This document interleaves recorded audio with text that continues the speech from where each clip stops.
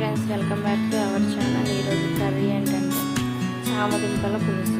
చామదుంపలు ముందుగా ఉడకబెట్టుకొని పొట్టు తీసి కట్ చేసి పక్కన పెట్టుకున్నాను.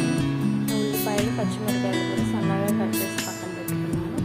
చింతపండు, పెద్ద నిమ్మకాయ సైజు అంత చింతపండు నానేసి పక్కన పెట్టుకున్నాను.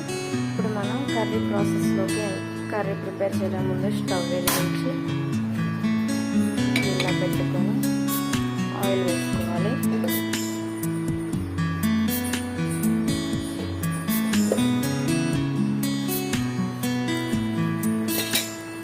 ఆయిల్ వేసుకున్నాం కదా, ఆయిల్ హీట్ అయిన వరకు వెయిట్ చేయాలి. ఎండుమిరపకాయలు ఆయిల్ హీట్ అయిన తర్వాత ఎండుమిరపకాయలు కూడా వేసుకున్నాం. ఎండుమిరపకాయలు వేసిన తర్వాత ఉల్లిపాయలు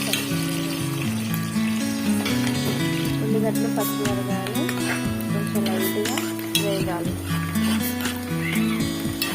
వేగిన తర్వాత చామదుంపలు కూడా వేసుకోవాలి. చామదుంపలు కూడా వేసుకొని కలుపుకోవాలి.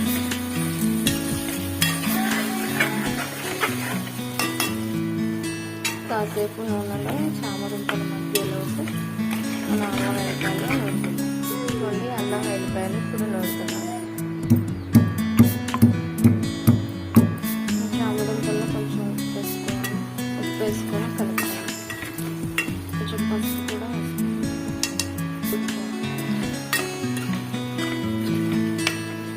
ఫ్రెష్గా నూరుకున్న అల్లం వెల్లిపాయ పేస్ట్ కూడా వేసుకోవాలి. అల్లం వెల్లిపాయ పేస్ట్ వేసుకొని కలుపుకోవాలి. ఇప్పుడు కారం కూడా వేసుకున్నాం. పచ్చిమిరపకాయలు వేస్తాం కాబట్టి కారం సరిపడే కారం వేసి కలుపుకోవాలి.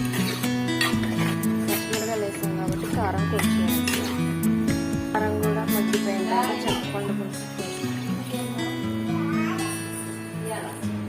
పులుసు పోసుకొని కలుపుకోవాలి. చింతపండు పులుసు వేసుకున్న తర్వాత కలుపుకోవాలి. ఇలా మరిగేటప్పుడు ధనియాల పొడి కావాలనుకున్న వాళ్ళు వేసుకోవచ్చు, వద్దనుకున్న వాళ్ళు వేసుకోవచ్చు. ఇంకా స్టవ్ ఆఫ్ చేసి